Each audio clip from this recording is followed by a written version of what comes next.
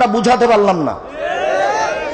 হলুদের বৈঠকে ভাবির সাথে এত মিশে গেছে, এটাই জেনা। যুবক, তুমি কি বুঝাতে চাচ্ছ? বিবাহের সূচনাতে জেনা করে তুমি পরিবার সুন্দর করতে চাও, তোমাকে কে বলে দিল? এটা কি কোনো খ্রিস্টানি নীতি? এটা কি কোনো ইহুদিদের নীতি? এটা কি কোনো হিন্দুদের নীতি? এটা হচ্ছে মুহাম্মদ সাল্লাল্লাহু আলাইহি সাল্লামের নীতি। মধ্যখানে তোমাকে একটু দেখায়, এটা মুহাম্মদ সাল্লাল্লাহু আলাইহি সাল্লামের নীতি। তোমাকে একটু দেখায়, একটু। সাফিয়া রাদিয়াল্লাহু তাআলা আনহা আল্লাহ রাসূলকে দেখতে এসেছেন, তিনি ছিলেন ইতিকাফে।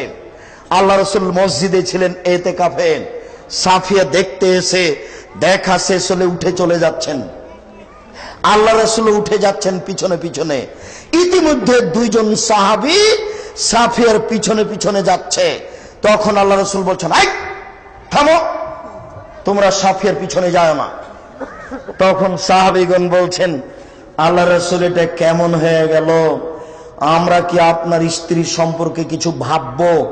আপনি কেন এই কথা বললেন? এটা কেমন হয়ে গেল? আমরা কি আপনার স্ত্রী সম্পর্কে ভাববো? আপনার স্ত্রী তো আমাদের মা। তখন আল্লাহ রাসূল বলছেন, এই শোনো, শয়তান খুব পাওয়ারফুল ব্যক্তি। শয়তান তোমাদের অন্তরে কিছু জাগাক, এটা আমি চাইনি। সাফিয়া আগে আগে হাঁটবে আর তোমরা পিছনে পিছনে হাঁটবে। তখন তোমরা বলবে মনে মনে, সাফিয়ার পাটা একটু লম্বা, তাই না? সাফিয়া একটু সাইজে খাটো। মনে মনে ভাববে পিছনটা একটু কেমন মোটা সাইজের। তোমার অন্তরে শয়তান এইটুকু জাগাবে, আমি চাই না, এই জন্য তুমি থেকে যাও। তুমি দেখলেই শয়তান তোমাকে জাগাবে। শয়তান তোমার অন্তরে জাগাবে পাওয়ারফুল ব্যক্তি। এই যুবক কাপুরুষ অশিক্ষিত বলছে, ওই মেয়েটাও বলছে যে অত পর্দা ছাড়ো তো, মন ভালো থাকলেই ভালো। আরে পর্দা করে যারা, তারাই তো জেনা করে। লজ্জাহীনা মহিলা, তুমি খালি থেকে ঈমান দেখাতে চাও? হ্যাঁ? আরে ভালো হলে বোরকা পরেই ভালো হতে হবে। বোরকা পরলে জেনা করতেও পারে, ও তো মানুষ, তাকে তোবা করতে হবে, তোমাকেও করতে হবে। তুমি ল্যাংটা হয়ে থেকে ভালো হতে চাও কি করে? শুনুন, মহিলারা তো ঘোরাফেরা বাইরে দূরের কথা, ওরা যেটা পোশাক পরে, পায়জামা কামিজ, ওইটা বাইরে শুকাতে দেওয়া ঠিক নয়। ওই পোশাক যেন পুরুষ দেখতে না পায়। যেমন একটা খুব চেওড়া মোটা বড় পায়জামা সালোয়ার যদি এখানে শুকাতে দেওয়া থাকে, তাহলে আপনি দেখে বলবেন, বাপরে মহিলাটা কত মোটা গো। তাহলে শয়তান এটা জাগালো। শয়তানের খুব পাওয়ারফুল ব্যক্তি শয়তান। এটা মানুষের অন্তরে জাগাতে পারে। এই জন্য এই পথ বন্ধ করতে হবে। জনাব, মহিলা কলেজে কেমনে পড়াবেন? কি দেখাতে চাচ্ছেন আপনি? তাহাজ্জুদ পড়ে জান্নাত কিনতে চাই 3 চিল্লে দিয়ে। শুনুন, হলুদ মাখা যায়। কোন ব্যক্তি ভাবির গায়ে হলুদ মাখাতে পারে না। কোন ভাবি দেবরের গায়ে হলুদ মাখাতে পারে না। চাচাতো বোন, ফুফাতো বোন হলুদ মাখাতে পারে না। নারী তো দূরের কথা, নারীর গায়ে হলুদ মাখাতে পারে না। নারী পুরুষের গায়ে হলুদ মাখাবে, এটা বহু দূরের কথা। নারীর গায়ে হলুদ মাখাতে পারে না।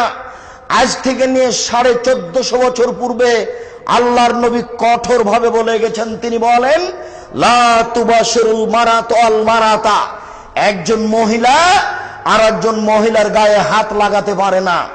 একজন মহিলা আর একজন মহিলার গায়ে হাত লাগাতে পারে না। হাত লাগালে বুঝতে পারবে তার শরীর নরম না শক্ত।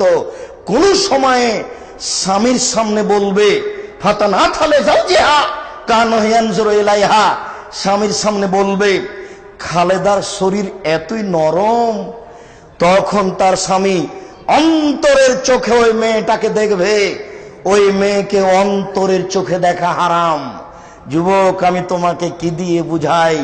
তোমার মা দিন রাত ছোট ব্লাউজ পরে রাস্তাঘাটে ঘুরে, আবার তাহাজ্জুদও পড়ে।